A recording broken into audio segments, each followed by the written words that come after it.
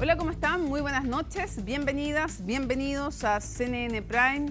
Hoy es una jornada de lunes, por lo tanto es de tolerancia cero. Juan Gabriel Valdés va a estar con nosotros, ex embajador de Chile en Estados Unidos, hombre de larga trayectoria que conoce muy bien la política interna, pero también la de Estados Unidos, entre otros temas. Michelle Bachelet, su posibilidad, cómo ve las actuales autoridades. Bueno, mucho que conversar y debatir en tolerancia cero, pero comencemos un día muy noticioso con estos titulares. El ministro de Hacienda, Jorge Quirós, defendió la idea de rebajar el impuesto corporativo como parte del denominado Proyecto de Reconstrucción Nacional que va a presentar el gobierno esta semana. El secretario de Estado llamó a quienes critican la iniciativa a no caer en caricaturas. El gobierno informó que se registraron 21 homicidios en el país entre el 6 y el 12 de abril, una víctima fatal más que en el mismo periodo de 2025. Las cifras forman parte de un reporte que va a ser entregado semanalmente por el Ejecutivo. La exministra de la Corte Suprema, Ángela Vivanco, se quedó sin abogado tras la renuncia de Jorge Valladares, todo esto en medio de las imputaciones que enfrenta por cohecho y lavado de activos en el caso denominado Trama Bielorrusa. La ex magistrada será representada por la abogada Patricia Alvarado de la Defensoría Penal Pública. Y en temas internacionales, Perú se encamina a una segunda vuelta presidencial tras la extensión del proceso electoral. Con casi el 60% de las actas escrutadas, Keiko Fujimori lidera las preferencias, seguida de un empate técnico en el segundo puesto entre Rafael López Aliaga y Jorge Nieto. Todo esto y mucho más porque aquí comienza CNN Prime.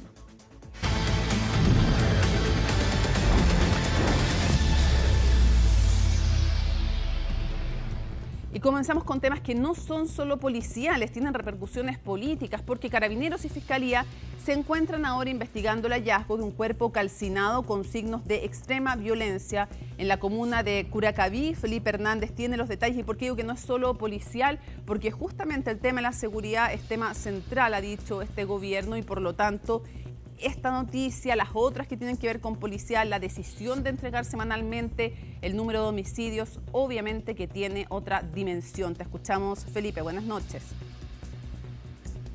¿Cómo estás, Mónica? Muy buenas noches. Claro, y señalar un antecedente más, y es que desde el gobierno señalaron que al momento de llegar desde el primer día iba a haber mano dura. Bueno, hablemos de este hecho, lo sucedido en la comuna de Curacaví, en el que fue un vecino de la zona de la Cuesta Zapata quien alerta a personal policial y también de bomberos que se estaba produciendo una especie de emanación o un amago de incendio y también con profuso humo. Lo cierto es que este vecino llega hasta el lugar donde se estaba produciendo este incendio porque estaba muy preocupado de que este foco de incendio pudiese aumentar en su magnitud y pudiese afectar justamente a las parcelas que se encuentran en esa zona de la comuna de Curacaví. Lo cierto es que él llega hasta esta zona, apaga el incendio, apaga ese foco que se estaba produciendo y al momento de ya revisar toda la situación que se había producido ahí en el lugar, se encuentra con el hallazgo macabro de este cuerpo que estaba quemando, o quemándose más bien, y que al momento de llegar Carabineros, ya con el inicio de las correspondientes pericias policiales e investigativas, comienzan a revisar el cuerpo de esta víctima y se encuentran con otra situación también macabra, y es que el cuerpo habría sido decapitado y además habría sido encontrado maniatado. Aparentemente habría estado envuelto en algo. Así habría sido encontrado el cuerpo de esta víctima, el cual hasta ahora lo único que se sabe es que sería de sexo masculino. Hasta ahora los trabajos periciales no han podido dar con una identidad de esta persona. Mientras tanto, se siguen desarrollando algunas labores investigativas. Durante horas de este hallazgo, para que ustedes sepan, se produce en horas de la madrugada, eso de la 1:30 de la mañana, 2 de la mañana aproximadamente, a la altura del kilómetro 2 de la Cuesta Zapata, comuna de Curacaví, ya lo hemos mencionado. Sin embargo, fue en horas de esta mañana que Carabineros, el personal de la OCAR de Carabineros, llegó hasta la zona nuevamente. ¿Con qué objetivo? Poder buscar mayores antecedentes, mayores señales de lo que pudiese entonces establecer o generar algún tipo de indicio de lo que haya sucedido en ese lugar y quiénes pudiesen estar detrás de toda esta situación. Si bien esto fue informado a la Fiscalía, al Ministerio Público, fue justamente esta repartición que investiga la que entrega esta investigación al equipo contra el crimen organizado y homicidios de la Fiscalía. Y por esa razón entonces es que se apersonó en el lugar la persecutora a cargo de esta investigación. Escuchemos justamente, revisemos esas declaraciones y a la vuelta les comento algunos antecedentes adicionales. Aproximadamente a las 23:50 horas se recibe un comunicado de un vecino del sector, aproximadamente 1 kilómetro de este lugar, que es el kilómetro 2, entiendo, de la Cuesta Zapata, que ven una suerte de amago de incendio. Vienen a apagarlo, obviamente, y se encuentran con que lo que se estaba quemando era un cuerpo humano. Se trata de un cuerpo de sexo masculino que está decapitado, maniatado, y con una de las extremidades con una fractura expuesta. Se encontraría presumiblemente envuelto. Ahí está entonces las palabras que entregaba justamente la persecutora del equipo contra el crimen organizado y homicidios del Ministerio Público para, entender preliminarmente cómo fue encontrado este cuerpo. Si bien hay algunos las labores investigativas en torno a estas búsquedas de antecedentes, por un lado, en el sitio del suceso las trabajó el personal de la BOCAR, el Laboratorio de Criminalística de la institución policial uniformada. Mientras tanto, recabar mayores antecedentes en torno a, por ejemplo, empadronamiento de posibles testigos, la está realizando el personal del OS9 de Carabineros. Una declaración importante fue la que habría entregado justamente la persona que llegó a apagar este incendio y que finalmente entonces es quien se encuentra con este cuerpo completamente calcinado. Hasta ese minuto lo único que se sabe hasta ahora y el indicio que existe es que habría habido un vehículo el cual habría aparecido en el sector y que luego de eso se le perdió el rastro. Sería un vehículo de tipo antiguo sería entonces un indicio, un antecedente que se estaría manejando por parte de los equipos que están a cargo de esta investigación por parte de Carabineros. Mientras tanto, se sigue tratando de dar con el paradero o de quién pudiese estar justamente a cargo de esta situación ocurrida en horas de la madrugada del día de hoy en la comuna de Curacaví. Hasta ahora no se ha podido verificar, por ejemplo, si hubo o no uso de armas de fuego en el momento previo a que se produjese entonces la quema de este cuerpo. Parte de lo que está siendo investigado por el personal del equipo ECO de la Fiscalía y también por parte de Carabineros. Cambiemos de tema, vamos a hablar de un hecho que ocurrió en el norte del país y a propósito de los temas de seguridad y los anuncios políticos, este tiene mucho vínculo con aquello. Estamos hablando y hay que posicionarse ¿dónde? En la comuna de Colchane. ¿Por qué? Porque en ese lugar se está construyendo la zanja. Ustedes recordarán el anuncio que se hizo prácticamente a la semana de haber asumido el gobierno del presidente José Antonio Kast. El mandatario llegó hasta esta zona para hacer ese anuncio y de inmediato se comenzó a trabajar con maquinaria, con retroexcavadoras. Hasta ahí, por ejemplo, también viajó nuestro compañero Ivo Goich para poder entonces cerciorarse y mostrarnos todos los movimientos que se estaban produciendo en esa zona. A raíz, y quédense con esta situación de la maquinaria. ¿Por qué? Porque en horas de esta madrugada se estuvo realizando un patrullaje por parte de Carabineros de diferentes unidades y se encuentran con la curiosidad de 12 personas de nacionalidad boliviana que estaban realizando trabajos con una retroexcavadora en horas de la noche y por eso es que les llamó poderosamente la atención. Se bajan a fiscalizar y se dan cuenta que las placas patentes de la retroexcavadora no existían, no estaban. Y y cuando se les toma la declaración a estos 12 personas de nacionalidad boliviana, uno de 31 años, otro de 42, bueno, señalan que el jefe de ellos les habría entregado o les habría facilitado la retroexcavadora para que realizaran el trabajo. El momento de hacer match es que justamente esa retroexcavadora que estaban utilizando estas dos personas era justamente la que se utilizaba para construir o para hacer la zanja de más de 30 kilómetros que se está construyendo desde hace ya algunas semanas. Así lo explica Carabineros. Revisemos justamente lo que señalaron. El equipo multidisciplinario, compuesto por personal de OS7, OS9 y CEP, procedió a la detención de 2 individuos de nacionalidad boliviana por el delito de contrabando de vehículos. En momentos que realizaban un patrullaje por el sector del límite político internacional, procedieron a la fiscalización de una maquinaria tipo retroexcavadora, el cual no mantenía sus placas patentes ni tampoco tenía encargo por robo. Dicho vehículo se encontraba realizando movimientos de tierra en el sector para habilitar caminos por lugares no habilitados para facilitar el delito de contrabando. Para que ustedes sepan, la zanja que se está construyendo, o que se está haciendo más bien, durante el gobierno del presidente José Antonio Kast, se está haciendo al norte de la comuna de Colchane. Donde estaban justamente estos dos sujetos con la retroexcavadora es hacia el sector sur de la comuna, que es donde está la otra zanja, la primera que se realizó, y por esa razón entonces es que eso llama poderosamente la atención. ¿Qué estaban haciendo en ese lugar?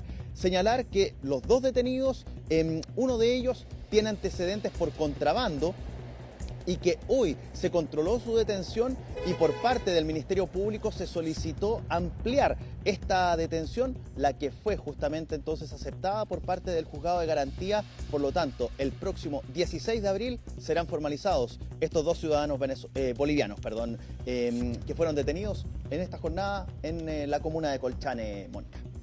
Felipe, muchísimas gracias por el completo informe que como cada noche nos entregas. Que estés muy bien. Igualmente. Chao, chao. Chao. Bueno, el gobierno dio a conocer el primer reporte preliminar de homicidios semanales que arrojó 21 víctimas a nivel nacional. La iniciativa del Ejecutivo genera controversia por la metodología utilizada, que para algunos expertos podría confundir más que aclarar. Bueno, todos los detalles en el informe de Sebastián Riz. Fue sin duda el eje principal de la campaña de José Antonio Kast. La seguridad fue el problema más relevante que el nuevo gobierno prometió enfrentar. Y a pesar de las controversias que han seguido a la ministra Trinidad Steiner, desde el Ejecutivo aseguran que este tema volverá a retomar la fuerza que amerita. Tenemos una ministra de Seguridad que trabaja mucho en terreno, que se encuentra habitualmente en los lugares de ocurrencia de este tipo de ilícitos, pero también donde trabaja, donde funciona, más bien dicho, el crimen organizado. La ministra se va a dedicar a eso y va a continuar en eso. Y un paso para ello es un cambio en la forma de entregar las estadísticas de los homicidios. Este lunes comenzó la entrega de un informe semanal de casos, a diferencia del informe existente que se entregaba de manera semestral. Todo esto con datos recopilados por la Policía de Investigaciones y Carabineros. Una primera entrega que registró una víctima más respecto a la misma semana del año 2025. O sea, 21 personas fueron asesinadas la segunda semana de abril en nuestro país. Una especie de estabilización, porque tenemos una variación de una víctima respecto de lo ocurrido el año pasado. Y, en segundo lugar, que esto a nosotros nos da pie para la generación de políticas públicas orientadas a la disminución de este tipo de cifras. El informe reveló que hasta la fecha y comparado con la misma medición de tiempo del año 2025, los homicidios consumados bajaron un 12,8%. Algo que genera controversia, pero no por las cifras, sino por la metodología. Hay quienes aseguran que al solo utilizar registro de la PDI y Carabineros, los datos únicamente pueden ser preliminares. Esto debido a que para hablar de homicidios consumados se necesitaría la verificación de otras entidades como el Servicio Médico Legal o el Registro Civil. explicar que son cifras preliminares, es decir, se construyen en base a los registros iniciales que tienen las policías semanalmente y que luego, más adelante, van a ir pasando por un chequeo con otras instituciones para constituir la cifra oficial. La definición de entregar esto de manera semanal corresponde a un principio de transparencia. Las cifras nosotros las tenemos y teniendo una cifra preliminar tenemos dos opciones, o mostrarla o no mostrarla. En la situación en la que se encuentra el país y ante el llamado que nos ha hecho el presidente, hemos definido transparentar esto de manera semanal. Los homicidios son eventos relativamente poco frecuentes, por lo que puede suceder que en una semana varíen mucho sin reflejar una tendencia real, ya sea al alza o a la baja. Y yo diría que lo que es más grave y que hay que tomar mucha atención cómo se está, al momento que se implemente la medida y se evalúe, que puede aumentar gravemente lo que es la sensación de inseguridad. ¿Por qué? Porque si las cifras van a la baja o están relativamente estabilizadas, la percepción de inseguridad igual va a crecer. ¿Por qué? Porque la explicación es que el delito de homicidio es un delito ampliamente mediático. Una metodología que también genera opiniones divididas en el Congreso, donde no hay consenso sobre los efectos que esta fórmula puede generar. Yo creo que esto es importante, primero porque te permite mayor transparencia. Frente a esto, la ciudadanía tiene el derecho de saber cómo está el país en materia de seguridad y el número de homicidios semanales te da cierta dirección, y cierta información importante sobre el tema. Es un nuevo error que se está cometiendo, ya que comparar cifras semana a semana va a ser entregar una falta de información a la ciudadanía. Siento que acá están más preocupados del relato que de los datos propiamente tal. La antigua oposición solo utilizaba el stop, a pesar de que se le dijo que la confluencia de estadísticas estaba dada justamente por las cifras que da la Subsecretaría de Prevención del Delito. A Chile le hace mal el cuestionamiento sobre las cifras. Un informe que cada lunes se dará a conocer públicamente y que, según el gobierno, busca complementar y no reemplazar el dato oficial de víctimas de homicidios consumados, que se da a conocer de manera semestral y anual por parte del Centro para la Prevención de Homicidios y Delitos Violentos, dependiente de la misma Subsecretaría de Prevención del Delito. El Juzgado de Garantía de Temuco decretó prisión preventiva para Emanuel Ochoa, imputado por el femicidio de Francisca Millagual en Temuco. El sujeto es tío de la víctima, quien fue encontrada muerta el pasado martes al interior de la casa de su abuela. El sujeto fue detenido este domingo en la comuna de Llanco, en la región de Los Ríos. Previo a su arresto, el individuo se escondió en un bus abandonado durante algunos días. La Fiscalía formalizó al imputado por el delito de femicidio. El tribunal determinó un plazo de 6 meses para la investigación. Efectivamente existen estas dos versiones, bueno, la que tiene la Fiscalía, que es más acorde con las máximas de la experiencia, y la que sostiene el imputado, ejerciendo su derecho él puede declarar lo que él quiera. En definitiva, él da cuenta que en su relato que el arma de fuego que se utiliza y que provoca la muerte de la víctima era suya, pero él da cuenta de que la víctima habría tomado el arma y habría estado jugando con ella y se disparó, ¿ya? Pero eso no coincide con el sitio del suceso, con las demás lesiones de la víctima, con la actitud adoptada por el imputado con posterioridad a los hechos, de darse a la fuga del lugar, de envolver a la víctima con una frazada, de lanzar el arma de fuego.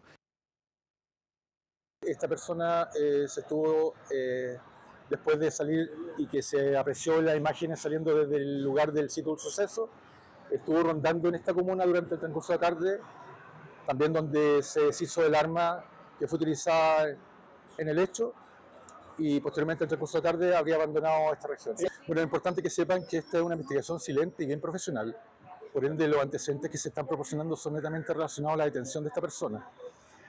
Sin lugar a dudas existen evidencias que vinculan las diligencias que estamos desarrollando, por ende no puedo referirme específicamente a lugares o personas en específico. Bueno, el gobernador de Santiago, Claudio Rego, anunció un plan piloto para la incorporación de dispositivos electrónicos de inmovilización temporal, conocidos popularmente como las pistolas Taser, con una inversión de 250 millones. Los detalles en esta nota.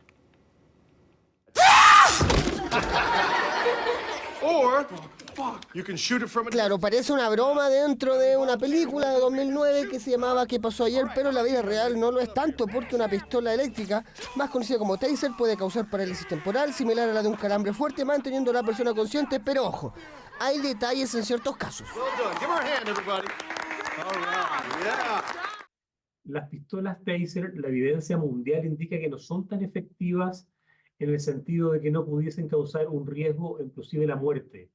¿Ah?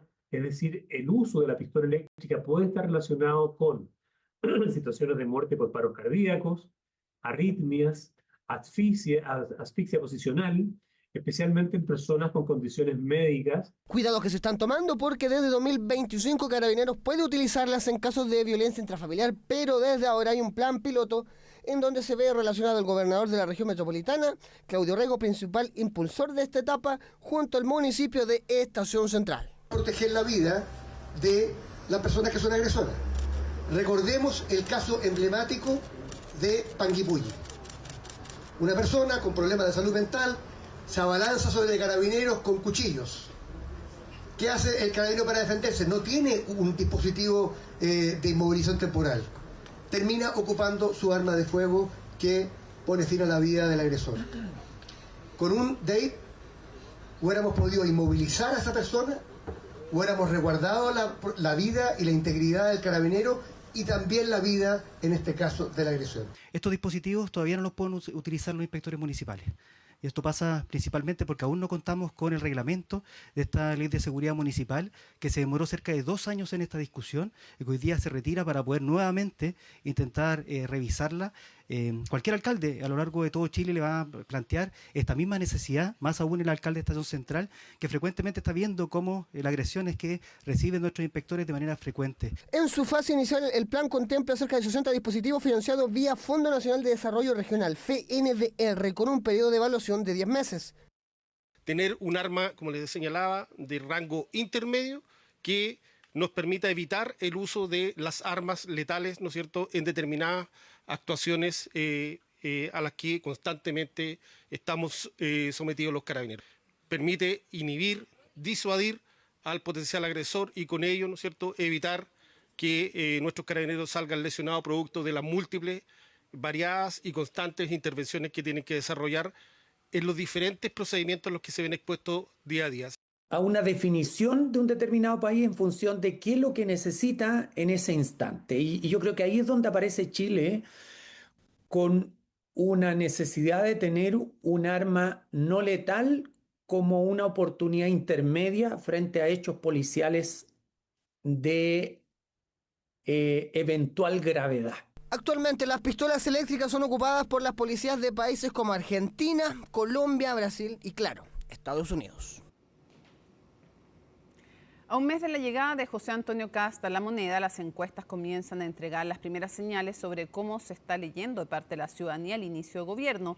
Y aunque seguridad sigue entre las principales preocupaciones, hoy el foco se desplaza con fuerza hacia la economía y el empleo, justo en medio del primer costo político que enfrentó el Ejecutivo por la controversia en torno al alza de los combustibles. Colomba Eichholz nos entrega los detalles. Debería ser el foco de este gobierno, seguridad. La economía de todas maneras porque está todo muy caro, demasiado caro. En algo que está faltando y que todavía no hemos visto, seguridad. La seguridad, la migración. Al día de hoy yo creo que en seguridad de todas maneras. Lo que reflejan estas respuestas también se ve en la última encuesta Plaza Pública de CADEM, porque al preguntar por cuáles deberían ser las prioridades del gobierno de José Antonio Kast, la ciudadanía pone el foco en 2 áreas por sobre el resto: economía y empleo, que sube de 41% a 65% en un mes, y seguridad, delincuencia y narcotráfico, que si bien sigue entre las principales preocupaciones, cae de 61% a 56%. No son cosas excluyentes la seguridad con la economía. Acá tenemos que recuperar lo económico, que muchas veces es más lento, Pero desde la perspectiva de la seguridad estamos avanzando en distintos proyectos, hay una agenda legislativa potente. Evidentemente tenemos desafíos importantes en materia de seguridad, pero sigue siendo una prioridad para este gobierno. Pero ese cambio en las prioridades ciudadanas coincide también con un primer mes marcado por una primera gran crisis política, la controversia por el alza de los combustibles y la decisión del gobierno de no activar el MEPCO para amortiguar ese incremento. Un episodio que tensionó al oficialismo, abrió espacio a la ofensiva opositora y golpeó la instalación del Ejecutivo. Todo mientras la última encuesta Plaza Pública de CADEM muestra que un 52% evalúa este primer mes como peor de lo que esperaba. Es obvio que lo que ha hecho el gobierno en términos de lo que hizo con el MEPCO y cargarle la cuenta solamente a la clase media y a la clase más vulnerable en nuestro país respecto de algo que al menos deberíamos pagar todos, me parece absolutamente pésimo y la nota se la está poniendo a la ciudadanía. Ninguno de nosotros habría querido que en el primer mes de gobierno nos enfrentáramos a una crisis como la crisis de los combustibles.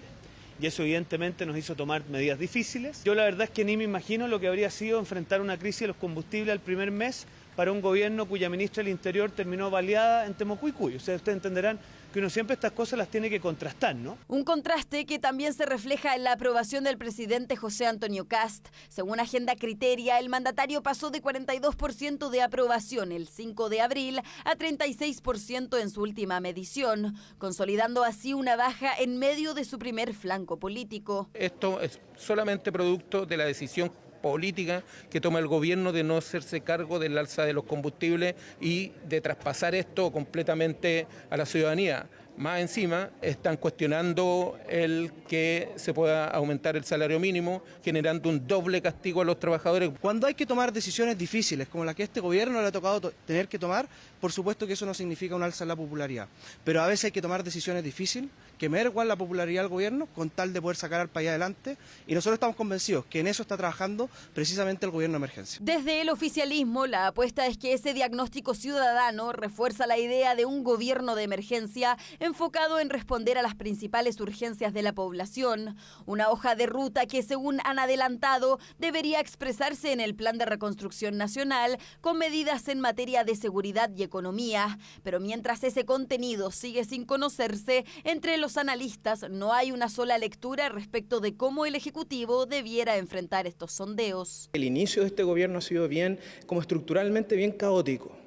Creo que la medida de los combustibles no ayuda en nada. Yo creo que esta tendencia todavía no se va a frenar. Creo que le van a quedar un par de semanas y yo realmente le deseo al gobierno que recapacite, que pueda atender estos números. La política estaba actuando en torno a los números que arrojaban las encuestas de los fines de semana. Ya a veces nos encontrábamos con errores muy profundos, por ejemplo, lo que fue los retiros de los fondos de pensiones, en que todo el mundo estaba a favor de ello y sabemos el impacto negativo que tuvo en la economía del país. Por lo tanto, no solamente hay que actuar en base a los números y lo que dice el nivel de aprobación o desaprobación, sino que también con seriedad, responsabilidad. Así, tras su primer mes de gestión, el gobierno enfrenta un escenario en que la ciudadanía ya pone el acento en economía y seguridad, mientras las encuestas ofrecen una primera fotografía de su instalación. En ese contexto, la expectativa está puesta en el Plan de Reconstrucción Nacional, llamado a traducir esas prioridades en medidas concretas. Esta semana vamos a conocer los detalles del denominado Plan de Reconstrucción Nacional. Tras los diversos cuestionamientos a la propuesta, el gobierno ordena sus filas en busca de apoyos para el momento de la discusión legislativa. Natalia Muñoz nos cuenta. El proyecto lo van a conocer en detalle cuando haya que conocerlo, prontamente. Alta expectación a días de conocer los detalles del proyecto de reconstrucción nacional que será presentado por el presidente José Antonio Kast en cadena nacional este miércoles. Desde ya se generan críticas al catalogado como irrenunciable y principal eslabón de la iniciativa, la rebaja al impuesto a las empresas. Porque no es una reacción a priori, sino es frente a anuncios, advertencias de políticas que indican claramente que lo que son las medidas del actual gobierno serán medidas abiertas y directamente de beneficio de una élite. Plantean que estemos de acuerdo con un proyecto de ley de reconstrucción nacional y dicen que lo único importante de la reconstrucción es bajarle los impuestos a los superricos. Eso es pasar gato por liebre en cualquier lugar. Lo que nosotros pedimos es poder discutir de cara a la ciudadanía si es que quieren o no reducirle los impuestos a los más ricos. Dentro de las más de 40 medidas que incluye esta llamada ley miscelánea está el bajar el impuesto de primera categoría de 27 a 23%, que a pesar de las críticas de la oposición, Hacienda asegura que es fundamental para reactivar la economía. Son 150.000 empresas, 150.000, que emplean la mitad de los trabajadores de Chile. Esto no es un impuesto que baja para los ricos, es un impuesto que baja para las empresas para que tengan más dinero para invertir. Y un detalle más, muy relevante, la baja principal y la que ocurre de inmediato es para las pequeñas y medianas empresas. Si bien aún no se conocen los detalles del proyecto, ya se adelanta que contempla medidas en 5 ejes: reconstrucción, reactivación económica, fortalecimiento institucional, reordenamiento de las finanzas públicas y mejoramiento de la seguridad, donde el Ejecutivo plantea un todo o nada, que ha sido criticado por la oposición y en filas oficialistas por parlamentarios de Renovación Nacional. El deber del ministro de Sexpress, como del ministro del Interior y el ministro de Hacienda, es convocar a las bancadas y tener un diálogo con las bancadas, no solo con la bancada del Partido Socialista, con todas las bancadas, incluyendo las de oposición. Y eso hasta el día de hoy no ocurre. Así que emplazamos al gobierno a que haga el trabajo, a que comunique cuál es el proyecto que va a ingresar. Nosotros vamos a insistir hasta el último minuto que ojalá se pueda parcelar. ¿Y por qué? Porque tiene puntos que son tremendamente políticos, en cambio hay un porcentaje importantísimo que probablemente transversalmente estamos todos de acuerdo y se avanzaría de forma rápida. Y dejar aquellos temas que son más políticos para la discusión acá en el Parlamento, porque al final es una señal para la ciudadanía, la gente que va a creer al final, después de todas las intervenciones, que estamos como en contra de esto. Asimismo, parlamentarios de oposición ya presentaron requerimientos para que el proyecto en su totalidad sea derivado a más de una comisión y no solo a la de Hacienda. Lo importante es que todas estas medidas en su conjunto buscan el despertar económico para nuestro país. Entonces es importante que entendamos esto como un paquete integral que nos permite el desarrollo. Si empezamos a dividir medidas, esto va a ser cada vez más costoso y no va a salir todo al mismo tiempo. Por el informe financiero, el gobierno nos ha dicho que es difícil de dividir. Todas estas medidas van relacionadas: el IVA a las viviendas, el DFL2, la distinta densidad, la rebaja al impuesto de donaciones, son cosas que juntas provocan una estampida de crecimiento. Mire, yo creo que la oposición ha tomado un camino que no es el adecuado. Esto de caricaturizar este proyecto solamente en una medida de ricos y pobres, la verdad es que no le agrega valor a Chile. Hoy día nosotros lo que estamos hablando es de una medida que lo que va a hacer es reactivar la economía del país, recuperar las zonas que se incendiaron. Días clave para el Ejecutivo, que se ha centrado en ordenar a los parlamentarios para generar acuerdos en este gran proyecto, cuyos detalles conoceremos la noche de este miércoles. Tras meses de iniciada formalmente la causa judicial conocida como trama bielorrusa, Codelco decidió querellarse contra los exparlamentarios Gabriel Silver y Aldo Cornejo. En paralelo, la defensa de la exministra de la Corte Suprema, Ángela Vivanco, renunció, por lo que su causa va a quedar en manos de la Defensoría Penal Pública. Juan Cristóbal Cható con el informe. Dos nombres que han surgido constantemente en marco de la trama bielorrusa podrían ver complicada su situación judicial en los próximos meses.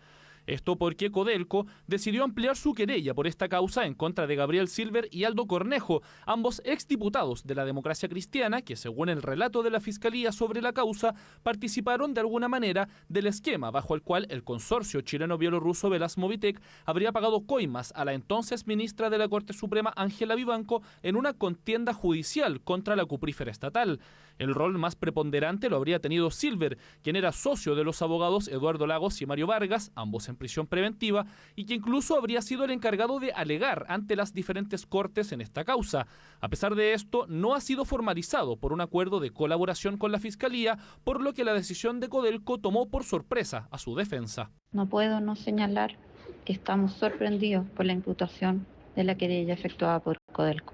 El querellante sabe a ciencia cierta que la información entregada por nuestro representado no solamente es veraz, sino que fue oportuna y también fue corroborada por diversos medios y elementos de corroboración.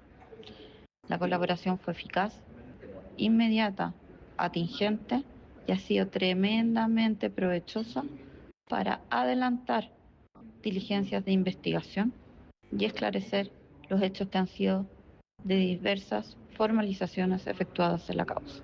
Parte de la querella de Codelco contra Silver apunta lo siguiente. El abogado Gabriel Moisés Silver Romo participó en los delitos de soborno investigados en la presente causa en coautoría con los abogados Eduardo Lagos Herrera y Mario Vargas Cosiña en el contexto de su calidad de socio del estudio jurídico Lagos, Vargas y Silver Asesorías Legales Limitada.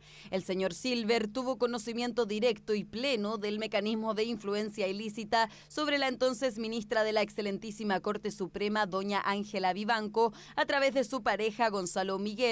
Participó en la negociación de los pagos destinados a retribuir dicha influencia, compareció personalmente como abogado del consorcio Velas Movitec en los recursos judiciales, cuyo resultado favorable fue producto del soborno y recibió honorarios millonarios derivados directamente de las ganancias ilícitamente obtenidas. Por el otro lado, Aldo Cornejo habría sido quien llevó a Velas Movitec como cliente al estudio jurídico y, según la querella, habría sido un socio de facto. Los antecedentes que la investigación ha logrado reunir hasta este momento muestran que a la fecha de comisión de los delitos, el señor Aldo Cornejo participaba como socio de facto del estudio jurídico Lagos, Vargas y Silver y en tal calidad tenía conocimiento de la relación de cercanía que los señores Lagos y Vargas tenían con la entonces ministra de la excelentísima Corte Suprema Ángela Vivanco y su pareja Gonzalo Migueles. Por eso fue él mismo quien se aseguró de llevar al consorcio Velas Movitec a su oficina de abogados, donde confiaban en obtener resultados favorables, pues contaban con el favor de la ministra de la tercera sala, que les permitía no solo obtener su voto, sino también su intervención en la tramitación de las causas. Adicionalmente, y en conocimiento de que su soborno había tenido resultados exitosos, se ocupó de contactar directamente a don Máximo Pacheco Mate, evidenciando el conocimiento indebido que tenía de que una sentencia todavía no notificada que era desfavorable para Codelco. Todos antecedentes que hacen que desde las otras defensas no compartan la sorpresa de la abogada de Silver en cuanto a la medida tomada por Codelco. Bueno, lo encontrábamos algo esperable, de hecho nos llamaba la atención que al menos respecto al señor Gabriel Silver no se hubiese incluido en la expresión de querella. Entendemos el acuerdo de colaboración que tenía con la Fiscalía, pero por la parte de los querellantes no veíamos alguna justificación al respecto. También hay novedades respecto a la situación de la imputada central de la causa, Ángela Vivanco, ya que quedó sin defensa privada. Esto después de que todo apunta a que por insolvencia económica el abogado Jorge Valladares renunció a su representación legal. En su lugar asumirá la defensa de Vivanco la abogada Patricia Alvarado, quien desde el 2016 integra la unidad de género de la Defensoría Penal Pública Metropolitana Norte. Estamos listas para Conexión Global y digo listas porque nos acompaña, lo digo en femenino, nos acompaña Alicia Contreras, nuestra editora internacional. Oye, muchos temas, vamos a ir saltando de un continente a otro, de un país a otro y comenzamos con Perú, ¿no? Y con el resultado de la primera vuelta. De la primera vuelta todavía no tenemos los resultados formales, sí el conteo de votos, pero ya sabemos que por lo menos se cerraron todos los locales de votación. Ya. Se tuvo que extender esta jornada electoral hasta hoy de manera extraordinaria porque ayer 13 locales de votación no pudieron abrir porque no llegaron los materiales a tiempo. Entonces hoy se abrieron nuevamente los locales, estos locales de votación en particular, hasta las 6 de la tarde. Finalmente ya cerraron entonces todos los locales de votación, pero solo hay un 60% de los votos contabilizados. Y hasta ahora sería Keiko Fujimori, la hija de Alberto Fujimori. Como se esperaba. Como se esperaba. Algún día primera dama fue cuando se peleó. Exacto. Hubo graves acusaciones de su madre en contra de Fujimori, en fin, ya. Desde el 94 al 2000 fue primera dama. Ella entonces pasaría, ahí tenemos los resultados con el 61% de los votos ya contados según la oficina electoral de Perú. Keiko Fujimori entonces lleva la delantera con un 16,8%. Rafael López Aliaga le sigue con un 13,78%. Ambos de derecha. Ambos de derecha. Jorge Nieto de centro, 12,4%. Oye, el humorista, el que imita a Bachelet, que había llamado mucho la atención, como que se desplomó. Sí, le estaba yendo bien en las encuestas, sin embargo, hasta ahora, pero es difícil lo que está pasando, porque hasta ahora habría un empate técnico. Entonces todavía no sabemos quién es el segundo candidato que va a la segunda vuelta. De hecho, también a quien le fue bien es a Sánchez, el candidato de izquierda, que le está yendo muy bien en los sectores más rurales. Que son los que más se demoran en ser contabilizados. Exactamente. Entonces, hoy ya se vio que él estaba empatado en el segundo lugar según un conteo rápido de Ipsos. Ya. Es por eso que hay bastante incertidumbre respecto de qué es lo que va a pasar en junio. No es primera vez que llega a una segunda vuelta Keiko Fujimori, pero se ha enfrentado como anteriormente con el fuerte antifujimorismo. Conversamos con ella para el cambio de mando, ella estuvo presente y tuvo declaraciones bien llamativas. Dijo que sí dependía de las elecciones en Colombia, pero le parece que lo del corredor humanitario sí podría ser una opción, pero dependiendo de las elecciones en Colombia y de la postura que tuviera el siguiente gobierno. Y fíjate que en ese momento llamó harto la atención que dijo que a ella le gustaría que se respaldara la candidatura, todavía no había tomado su postura el presidente José Antonio Kast. Sí, obviamente el expresidente Gabriel Boric había dado todo su apoyo, pero ella dijo que le gustaría que José Antonio Kast respaldara a la expresidenta Michelle Bachelet. Sí, llamó mucho la atención esa declaración. O sea, salió en Perú, salió en Argentina, porque llamó muchísimo la atención. Dijo que pensaba muy distinto a ella, pero que sería un orgullo como mujer y como latinoamericana. Tenemos un informe que nos envía desde Perú, desde Lima, Jimena de la Quintana, nuestra corresponsal de CNN Español. Vamos a ver. Gracias. Este es uno de los 13 colegios que ha abierto sus puertas el día de hoy para que la gente que no pudo votar el día domingo lo haga este lunes.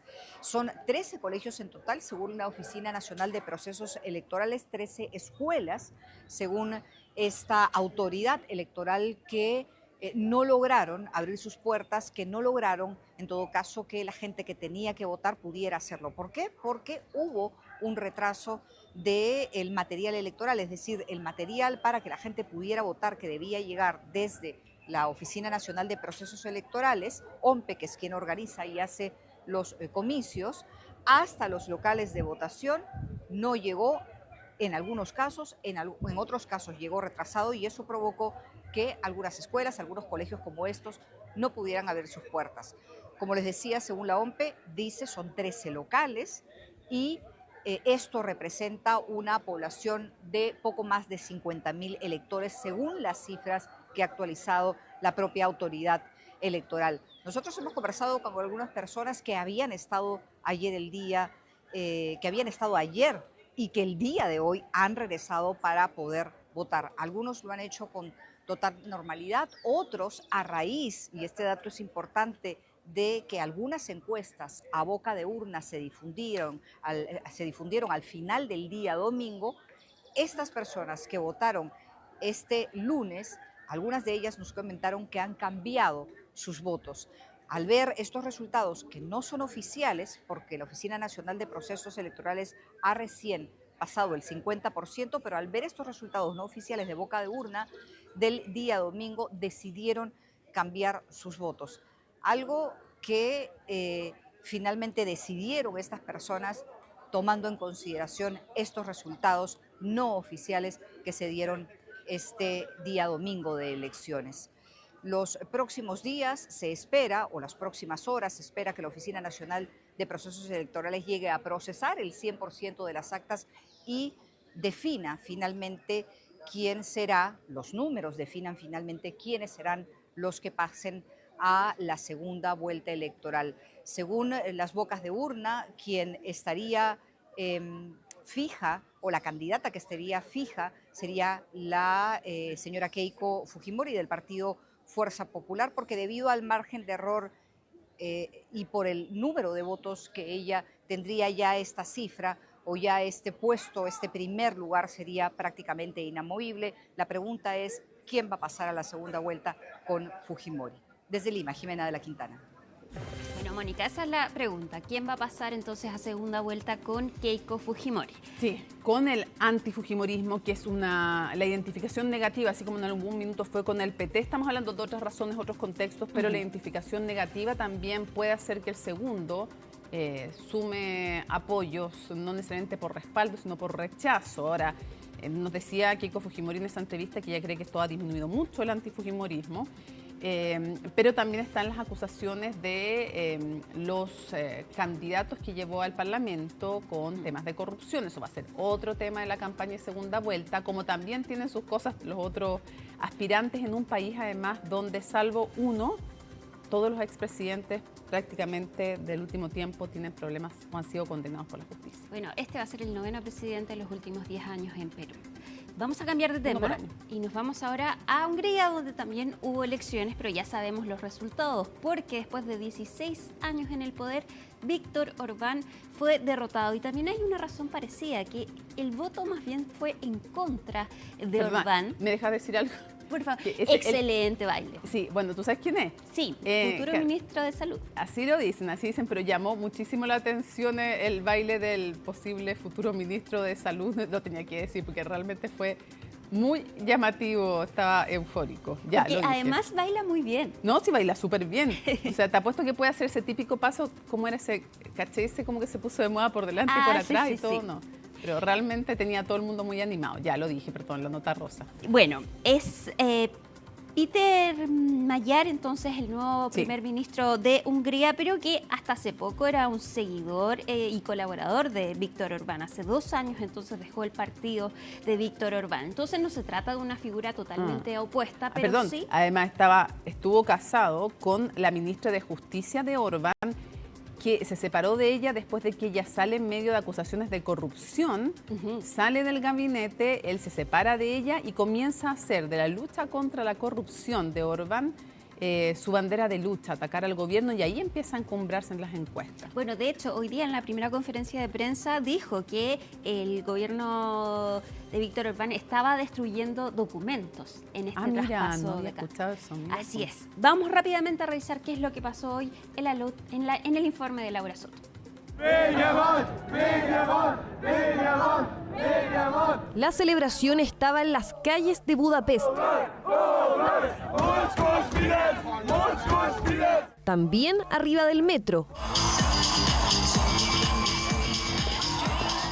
Y sobre los escenarios. Este fue el momento más viral de la noche, el baile de celebración de un político húngaro por el triunfo arrollador de su partido TISA en las elecciones parlamentarias de este domingo, un resultado histórico que destrona al gobierno de Víctor Orbán tras 16 años en el poder, y quien hizo caer al símbolo de la extrema derecha europea ha sido alguien que hasta hace apenas 2 años era uno de los suyos, Peter Magyar.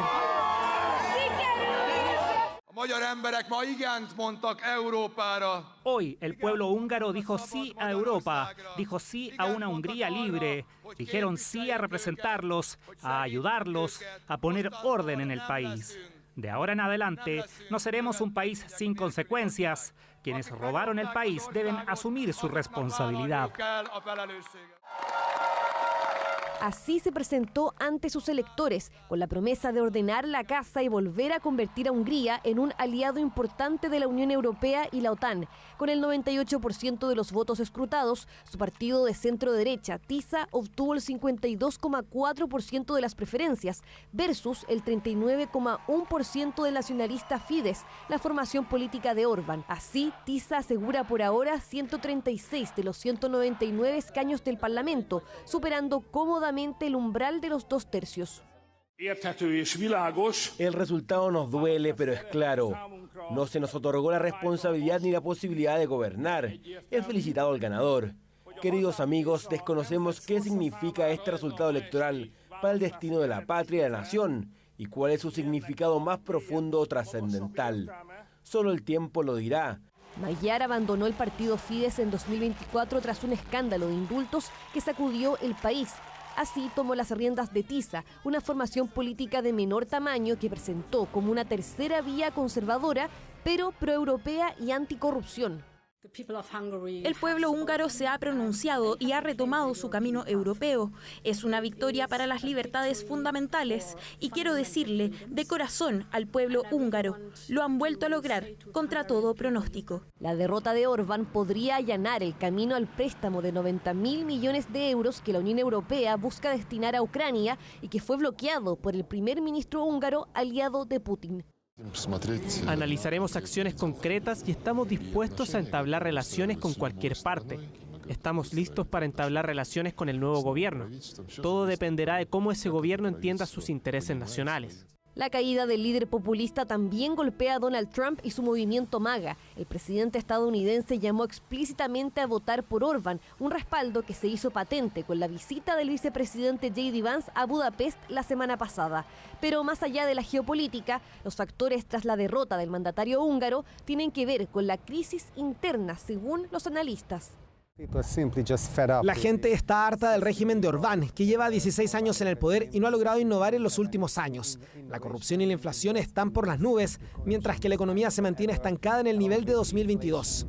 Creo que estas son las principales razones de la contundente victoria de Peter Magyar. Sus habilidades políticas son un factor relevante, pero no el más importante. Hungría se convierte así en el ejemplo de cómo poner fin a más de una década de democracia iliberal, tal como Orbán describe a su sistema político.